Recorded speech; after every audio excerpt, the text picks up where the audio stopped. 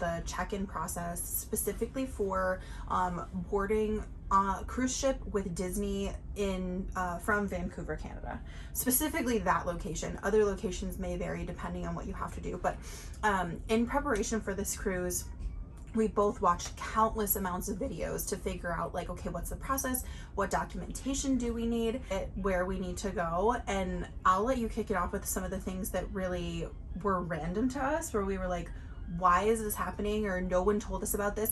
And this also, it may be on Disney's website, but to be really honest with you, this is like read every line person, and you never saw anything. So yeah, so I mean, the other thing too that just happened to happen is today is Canada Day, or it's July 1st, so they had this whole other thing going on. So there were a lot of tourists, so that kind of added to the commotion.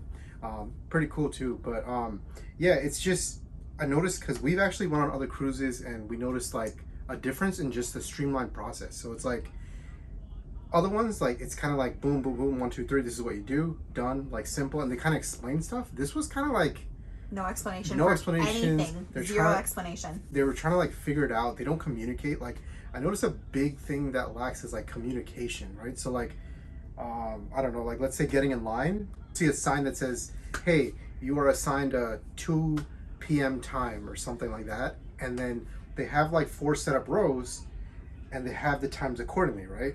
Well, the people that are guiding people, they're not looking at that. They're just like, oh yeah, just go here, just go here. And we actually noticed it. We were like, wait, we're supposed to probably be going to that one, but you know, whatever. They should know best, obviously, right? So we went with what they said, and problem was the people on this side that were working didn't communicate with the people on the other side at the end of the lines. Yeah, that for go to the the next times that step. you check in. So there'll be times for you to check in, and somebody will be like, oh, you're 1 o'clock, you're 1:15, and all the lines are next to each other. And then when you get to the front of that line, the people who are in the front, who are basically letting you out to go and get into another queue, which we'll talk about that too, Yeah, didn't talk to the people in the back. Yeah, and like, I don't know, like if they had walkie-talkies or some sort of communication, that would probably be great, but like they don't. So like when we were at the front of the line, like on the other end, they were like, oh, what time are you? And like honestly, people could just say whatever they want and make up stuff, because like they're not checking anything. So it got annoying because like we ended up in a different one from the time that we were supposed to be in, and they just started filling up people and not really looking at their times. And then the people that were supposed to go to the next step were like, oh, well, who came first? What line came first? And they're like, well, I don't know. They were literally just like opining with each other of like, wait, should we let them go first? And then they both would look at each other without words or any verbiage, and they would be like, yes. Yeah, and then, so then like the lady or whoever decided like, oh yeah, they'll go next or whatever, she walks away. So then somebody else comes, they're like, oh, who goes next? And the girl's like, oh, maybe that one, because that's like the first line. So, yeah, like they just started taking times. It didn't matter at this point. So like the girl who worked there was like, oh, you're next, and then like 2 other lines went before us, and like there was no sense of communication. So it was just like kind of weird, like zero communication. And then the other really weird thing that I think we've like never experienced, so typically at other ports that you'll board, specifically a Disney cruise, and we've ported out of Port Canaveral in Orlando, and then a couple of other ones, but like they're all so efficient. This one was really kittywampus in the aspect of like location. Yeah. So for example, if you we stayed at the Pan Pacific, which you guys will see footage about that as well. If you stay at the Pan Pacific, it's directly connected to the cruise. Basically, from a process standpoint, drop off your bags, go on P2, go back up to P1, check in for the cruise portal, and that's the first queue that you're gonna wait in. So that queue took us, it's 2:19 now. It took us, the whole process was 1 hour. So essentially it was kind of crazy, because what it goes through is like, there's like 4 steps. Yeah, there's 4 steps. So it's getting their baggage, right, whatever, and then after that it's checking in. Yes. Then from checking in, it is, what was it, customs or? Customs. And then after that, that's it, right? Then you're getting on the ship. Yeah. But the crazy thing is, the check-in process took longer than everything else. Yes. The customs was a breeze, and you would think that customs is going to be a whole big thing, but like the check-in to get to that took longer, which is crazy, because that's super backwards. Like customs is where you're going to have to be more thorough and go through all this stuff and all that. So like that's where I was confused, because like, man, we just did check-in, that took so long. I can't even imagine how long the other stuff was going to take.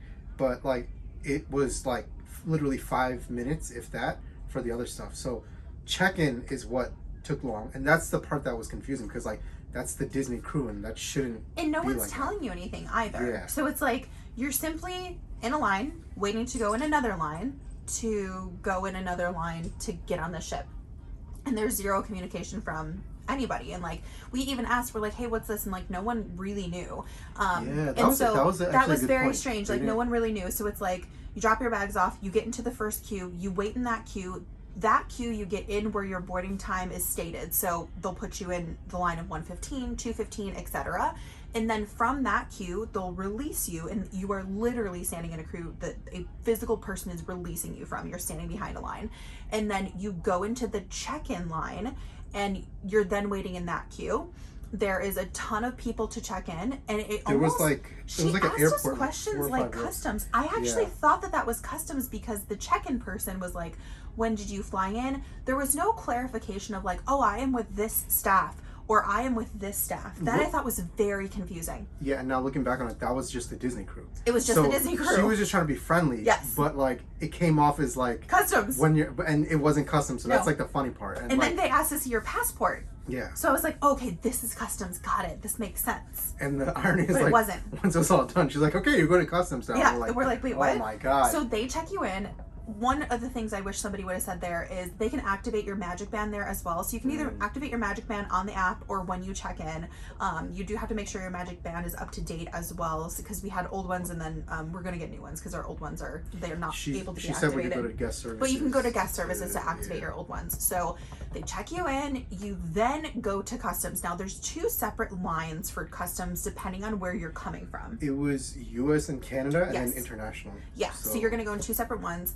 Specifically speaking to the one for the US, it's all digitized. So you simply, if you flew into Vancouver, it's going to be the same exact process just for the US itself. So so that was the funny thing. So like the whole customs thing is like we're in Canada, but we're going back to the US. So like we were like, what? Which like, again, nobody told, and this is not stated like anywhere. Yeah. So that was interesting. So that's when we found out. So like essentially, we just went to Canada. Now we're going back home. Yes. And we have to go through customs again, which is crazy. It's interesting because you would think like when we came here we went through customs. Now we gotta go through customs again. We're gonna go through it again probably again. Like my God, it's crazy. The other thing I'll say is when you check in itself.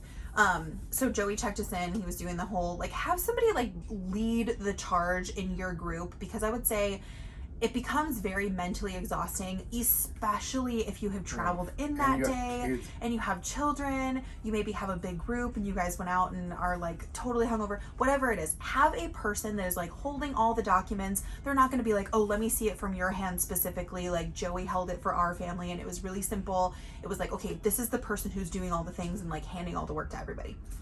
So one of the things that I'll note for the check-in piece, they give you this wristband. And so they give you the wristband and then you go to customs, you go through customs, then you take your picture to board and then you can get on the ship. Don't take this off until you get on the ship though. That's to get on the ship. It's to get on the ship. Yeah. And I didn't know that. Nobody said that. Actually, fun fact, the girls said once we get through customs, you can take that off. Yes, and that's not true. You have to have this to get on the ship. Yeah. So don't take it off. And then you can go and take your photo and then you get on the ship. Yeah, which then the directional signage actually became apparent. Yeah. Which was so weird. So what was it? Okay, we got the check-in, which was the longest part, which is crazy again, like we said, because actually the Disney part, whatever. But there's 2 parts to the check-in, so it's like waiting, then checking in. So it's like pre-check-in, then you get the real check-in. Yeah. Pre-check to check. Oh my God. Pre-check to check. Yeah. Then you check. Then you do the customs, which is pretty painless. Like it was very easy. I actually thought that was really cool. Like it's very simple. Yeah. Then you get off of that, and then it was funny because we were like asking staff, we're like, "Oh, we're done. Like we're getting on the ship." They're like, "No, not quite yet." And we're like, "Oh my God! Like come on." So you get off. From that point, there's like the tunnel that gets to the ship. Not really a tunnel, but you know, like the little. It's a little walkway. We'll insert footage of it here. Yeah, you go through a little freeway, and then they have people that will take your pictures. Another thing, so the people that take your pictures, they're gonna ask for your stateroom. So a lot of people don't know it, and they're like, "Oh, I gotta go look." I'm sure the photographers, they can go through it and find it, because there's some people who are like, "Well, what's the last name?" Blah blah. But like, if you were gonna take a picture, know your stateroom. So like your stateroom becomes the identity, like your identification part once you're on the ship. So remember the stateroom, or have one of you, like, luckily we have it on our phone, so it's really easy. Just looked at it real quick, and they will put the pictures for the room, like to the room. So take the picture, go, finally you see the ship right there, and you have a couple people finally waiting, and they check your little thing. Security I took mine off band. already. They took that like you're going to a club. Yeah. And you It's finally your Club get in. Disney band. Yeah, and then you finally get in, and once you get in, they actually I forgot to say. They verify you again. No, the customs, they check with your picture. Yeah. Because it's digitized. That was another thing. So the final part of customs is they do a verification thing, which they say they erase in 12 hours, but who knows? whatever. There's so much biodata about us that's out a there. whole other. It's insane. But so they do that. You get through. I say this for a reason, because once you do the little thing, you get in. Once you get in onto the ship, they have, like, you're getting into a club where they have you come up, and they're like, oh, what's your last name? And then they look at the pictures that you take previously, and they do that to verify your face again. And then once you're on, I didn't even know what was going on because I was so frazzled already. I'm like, all right, we're finally in. There's too many steps with so little direction. Yeah, and then like a girl came up to me. She was like, "What's your last name?" And I'm like, "Huh?" And I'm like, "Oh my god!" And then I was like, you say the last name, and then like, "Oh, okay," and then like, "Party of so and so family, yay!" And they then all you're on welcome the me. ship. And like, so it's like it's I didn't so even confusing. know. Yeah, like I thought they were asking again for another verification point, and then you're just on, and it's like, okay, like, so I don't know. It just felt different, like, than what we've experienced before. It's still a very beautiful ship, and we're probably going to be doing showing you guys all that stuff, but like, just getting in was such a pain. And I also was actually wondering, because when we were waiting to board, I saw the ship dock very early. Yeah, and I saw people comes like at like 6 a.m. Yeah, it was early, and I saw people like getting off really late. So I can only imagine, like, once you get off, how that process is, and like if it's going to be the whole 4-step process and taking a long time again. But like, yeah, so it was interesting. Yeah, it was. So to recap, to make your trip way easier, and I wish that there would have just been one video on this, because should there have been nobody one video, did the video, and that's why we're doing nobody this, did a video on this. And honestly, I think at least for us, when we travel, we're very logistic people. Yeah. Like, we're very focused on the process to be, number one, safe. Easier for us and them. Absolutely. Too, right? And then number two, feel like we have it together, because should you not have the proper documents, somebody leading your, like, all of these things that could just potentially, like, the first thing you want to do when you get out of the ship, have a drink, have fun. In order to get to that place, you have to get through all of the weeds, right? And so I just think understanding the process is just so much better. Now, what I would say is, if you are checking, and I want to say this because I wish that somebody would have said this in a video, if you're checking your bags with Pan Pacific, I really need to point this out, and we should have taken video footage of this. Your bags sit in front of the hotel. They sit in front of the hotel. So that's why I didn't want to unprotected. Yeah. Like, there's no security stuff around them. And no hate to the Pan Pacific. They were fantastic. It was a beautiful hotel. We'll give you guys some footage of that as well. It was beautiful. It was very convenient. Again, the cruise port itself is directly connected to the Pan Pacific. And then additionally, if you are flying in from the Vancouver airport, the train station is 300 feet away from the hotel. So you don't even have to take a cab.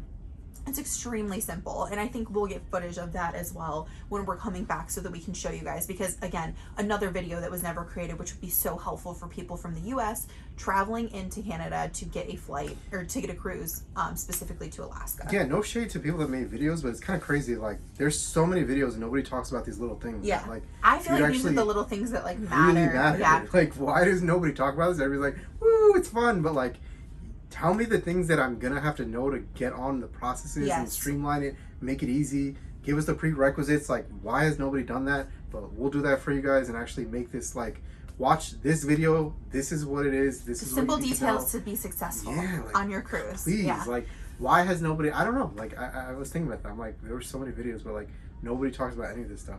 No, they don't. It's not fun maybe for them, but like, this is what I would want to know. To probably get 2 views. No, just kidding. I mean, it is what it is. at least like you have a video where you can actually know what's going Yeah, on. So, 100%. yeah. Well, that's it. So recapping our 4-step process, number one, I would absolutely, if you're flying in from America specifically, anywhere in America, we would recommend the Pan Pacific Hotel. Number one, again, it's directly connected to the cruise Location. port. Location is prime here.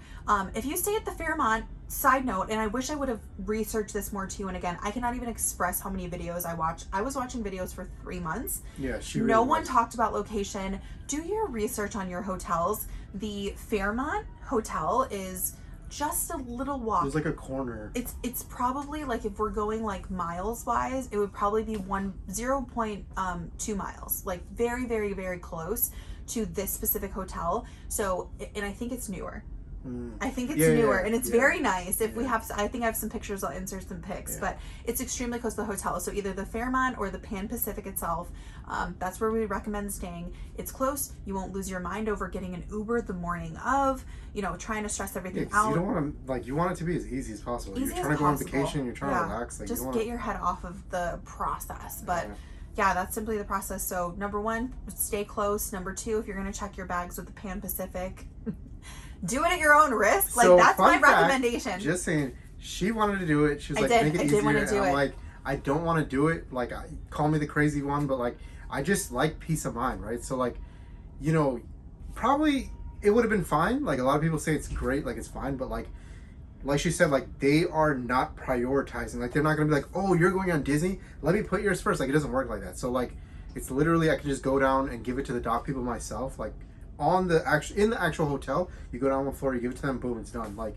rather than like, now they're gonna keep it in the front of the hotel. They actually keep it in the front of the hotel by the check-in part. Yeah. And then after that, they leave it outside for a while. They leave it outside until they have all the bags collected. Yeah. Additionally, they're collecting for multiple cruises. Right, that's what I'm saying. For multiple cruises. It's humans doing this. It's not like a AI or a robot. Like, this is real humans who are, and it's in the morning. It's in the morning, it's outside. They're exhausted. It was like Canada Day or something, so there's so much going on. So much going on. They're not going to prioritize. Not wrapped so up. I'm really glad that we did it like that, because it's just peace of I am mind. too. I'm happy that we took your direction on that, because we had it and then we walked to get it. The reason why we set it up and then we canceled it, because we walked to get a coffee and all of the bags were just literally out in the open, and I mean like on the street. The other thing that I want to notate as well is you are trying to board the ship. People are trying to get off. So you have all of these people, and you got to remember, like, people who are getting off the ship, maybe they're staying in Vancouver for a couple days.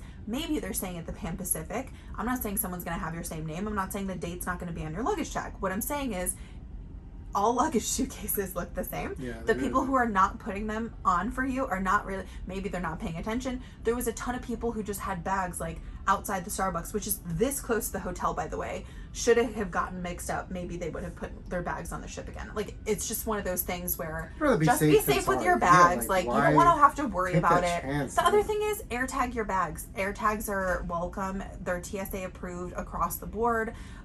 Specifically like US to Canada, I can speak to that. I don't know what it looks like abroad. I've never packed an AirTag abroad yet, but I mean, well, I know this is abroad for us technically, but like, I mean, we went back through US Customs, so exactly. I just, do you want to have peace of mind? Like, and these are the things that people don't think about it. Like, I don't know. I just would rather be pre-prepared and have things done, so that way I don't have to think about it. I don't got to worry about it. Our stuff is good now. We can just chill and actually relax. Yes. And not have to like think twice and, oh man, what if they forget? Like, you never know. You never know. And like, I'd rather just be safe, be done, and we can actually